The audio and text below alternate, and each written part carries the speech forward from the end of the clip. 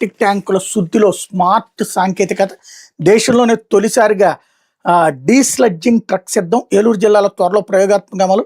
మలమురుగు septic సమస్య పరిష్కారంలో కొత్త ఆవిష్కరణకు రాష్ట్రం వేదిక కాబోతుంది. దేశంలో మొదటిసారి స్మార్ట్ డీస్లడ్జింగ్ ట్రక్ అందుబాటులోకి రాబోతోంది. సెప్టిక్ ట్యాంకుల ఘన ద్రవ పదార్థాలు ట్రక్కుల్లో వేర్వేరుగా శుద్ధి చేయడం దీని ప్రత్యేకత. ఏలూరు జిల్లాలో త్వరలో దీని ప్రయోగాత్మక ప్రారంభించబోతున్నారు.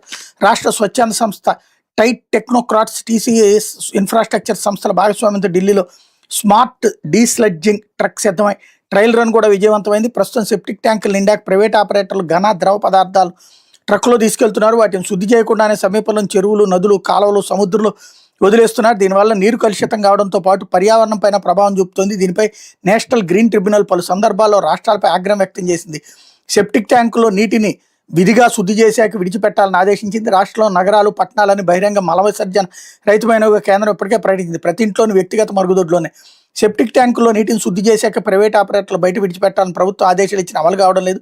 దీంతో స్వచ్ఛంద సంస్థ చొరవ తీసుకుని ప్రముఖ సంస్థల సాంకేతిక సహకారంతో స్మార్ట్ డీస్లడ్జింగ్ ట్రక్ తయారీకి సిద్ధమైంది అన్నటువంటి వార్తని హైలైట్ చేశారు. ఐజీ సునీల్ నాయక్